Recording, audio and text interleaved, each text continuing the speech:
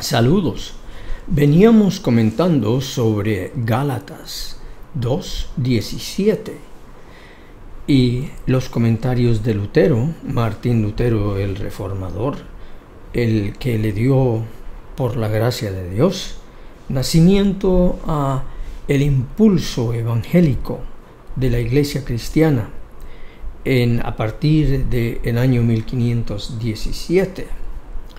De hecho, ninguna iglesia evangélica de ningún nombre estaría hoy aquí si no hubiera sido por la gracia de Dios dada en ese impulso, mediante ese gran hombre de Dios con muchos defectos, como lo son los así dichos grandes hombres de Dios. Realmente son hombres amados grandemente por Dios y perdonados por Dios, justificados por Dios a pesar de sus muchos defectos.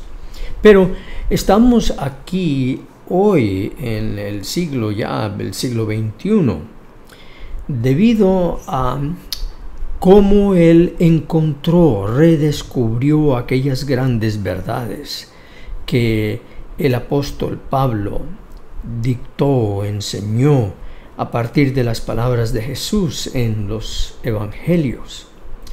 De tal modo que este redescubrimiento necesita hoy ser redescubierto nuevamente por la iglesia evangélica, porque nos hemos olvidado en gran parte de ese precioso evangelio, esa preciosa buena nueva. Y en vez, la iglesia evangélica se encuentra hoy más bien de parte del lado contra aquello de lo que Lutero protestaba en aquel tiempo, pero eso lo veremos al pasar nuestra lectura. Así que estábamos comentando sobre los versículos 2 de Gálatas 2, 16 al 18. Sin embargo, sabiendo que el hombre no es justificado por las obras de la ley, sino mediante la fe en Cristo Jesús, también nosotros hemos creído en Cristo Jesús para que seamos justificados por la fe en Cristo y no por las obras de la ley, puesto que por las obras de la ley nadie será justificado. Así que habíamos dicho que ese nadie es nadie, ni siquiera la persona más piadosa, más entregada, ese hermano, esa hermanita de la iglesia que usted ve allí orando y como usted quisiera ser como él o como ella, tan entregado, siempre presente en todos los servicios de la iglesia, y participando de corazón y siempre con una palabra de la Escritura en sus labios para usted y para otros. Por nada de eso será justificado. Nadie es nadie.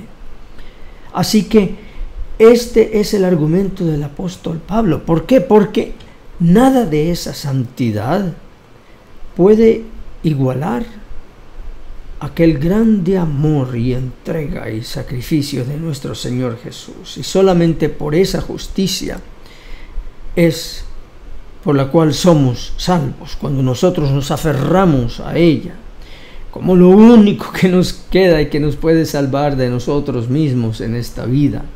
Cuando nos aferramos a esa justicia de Cristo por la fe, somos declarados justos no por lo que somos, sino por lo que Cristo ya ha hecho y ya ha sido y es para nosotros.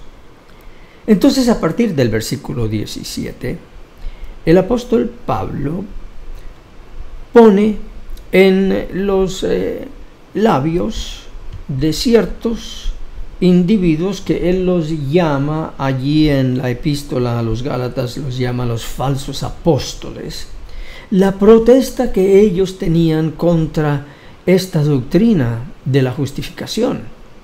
Porque allí el apóstol Pablo pone un pero sí, buscando ser justificados en Cristo. Él allí habla de su propia experiencia, dice el apóstol Pablo: yo busqué ser justificado en Cristo. Pero ¿qué pasó? Una vez que fui justificado por Cristo, vinieron algunos y me dijeron, sí, pero el asunto no es tan fácil. No importa cuánto trates de refugiarte en Cristo y en su justicia, todavía eres pecador y la única manera de quitarte el pecado encima no es por la justicia de Cristo, sino mediante tu propia guarda y observancia de la ley. Es por ese esfuerzo que tú te quitas el pecado. Entonces allí el apóstol Pablo hace una pregunta en contra de esa protesta de los falsos apóstoles, cuando dice, entonces, ¿qué me dicen? ¿Es Cristo ministro de pecado? Eso es lo que ustedes están diciendo. Porque si Él me justifica, pero todavía soy pecador, entonces Cristo me va a decir, ¿sabes qué? Yo te justifico, pero todavía no.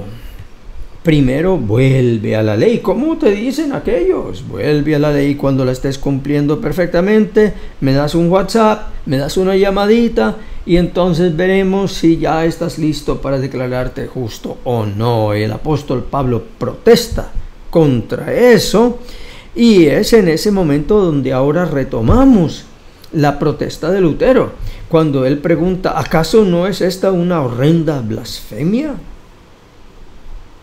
Y peor, enseñan que las buenas obras te hacen merecedor de la vida eterna. Pero si crees en Cristo, te haces culpable y merecedor de la muerte eterna. ¿Y acaso el siguiente es menos horroroso? Pues ellos alegan, la observancia de la ley te salva, pero la fe en Cristo te condena. Concedo que los adversarios no usan estas mismas palabras, pero en los hechos, esa es su doctrina. Dicen que la fe infusa, la cual es la propia fe en Cristo, no nos libera del pecado, sino la fe que viene emperifollada con amor. De lo que resalta que la fe en Cristo sin la ley no nos salva. Dice Lutero, eso es lo que dicen los falsos apóstoles. Esto no es más que afirmar sin titubeos que Cristo nos deja en nuestros pecados bajo la ira de Dios y nos hace culpables de la muerte eterna. Por otra parte, si guardas la ley y haces sus obras, entonces la fe te justifica, pues contiene obras y sin ellas la fe de nada aprovecha. Por tanto, las obras justifican y no la fe, porque la causa de algo es en sí más que el resultado. Y si son las obras que causan que la fe justifique, entonces las obras justifican más que la fe. Esta doctrina es una horrenda, abominable y perversa maldad. Ay, Lutero, nadie más que Lutero para decir las cosas como debían decirse. Pablo refuerza su argumento afirmando una imposibilidad. Propone dividir el dilema y resolverlo de una u otra manera. Si después que Cristo nos justifica, todavía somos contados como pecadores, entonces no hay otra salida sino la de la ley.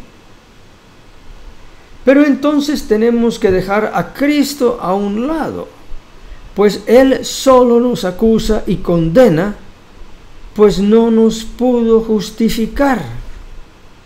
Por consiguiente, Cristo murió en vano. Ese es el resultado de esta falsa creencia, de que cuando vamos a Cristo, buscando ser justificados, de veras Cristo no nos justifica. Es así como una mentirita blanca que Cristo te cuenta con el solo pretexto de mandarte de regreso a la ley. Está fuerte. Pero en tal caso todos los siguientes textos son falsos. He aquí el Cordero de Dios que quita los pecados del mundo. Juan 1:29. Todo el que cree en Él tiene vida eterna. Juan 3:16. Pero en tal caso, toda la Escritura sería falsa, pues testificaría falsamente que Cristo es el justificador y salvador del mundo. Pues si somos hallados pecadores después de haber sido justificados por Cristo, entonces llegamos a esta inevitable conclusión. Todos los que guardan la ley son justificados aparte de Cristo.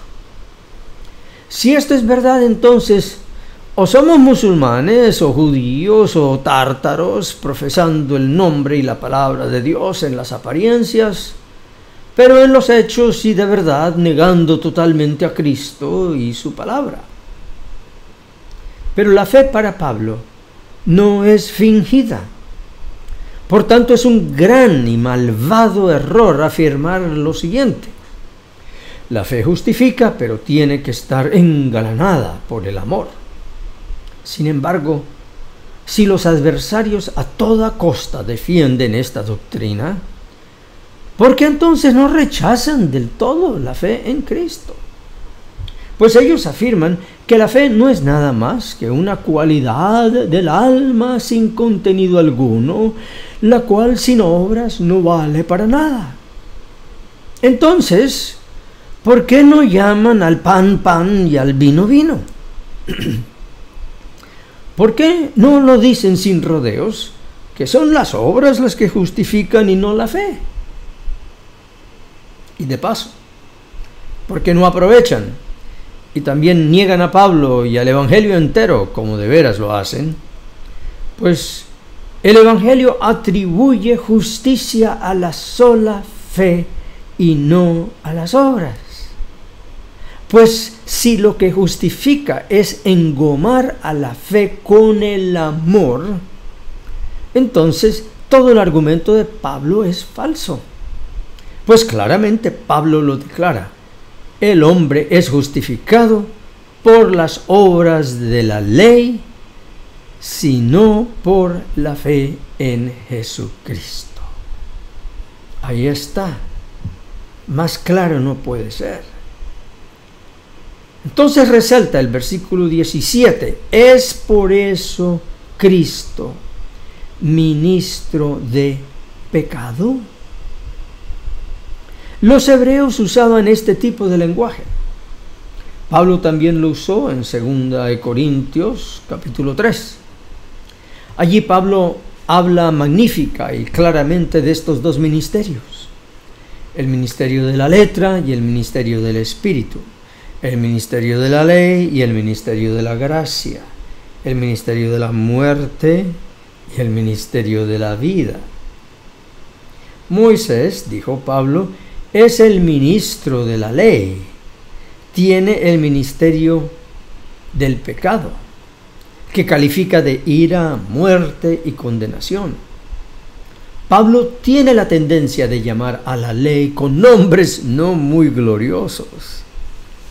De todos los apóstoles, es el único que habla así de la ley. Los otros no. Y es sumamente necesario que todos los estudiosos de las Sagradas Escrituras comprendan la manera como Pablo habla de la ley.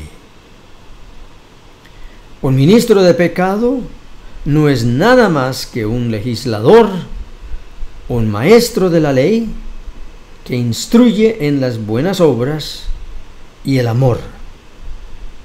Enseña que el hombre debe sufrir la cruz, las aflicciones, seguir el ejemplo de Cristo y de los santos. El que enseña y requiere esto es un ministro de la ley, del pecado, de la ira y de la muerte. Pues por esta doctrina no hace nada más que aterrorizar y afligir las conciencias de los hombres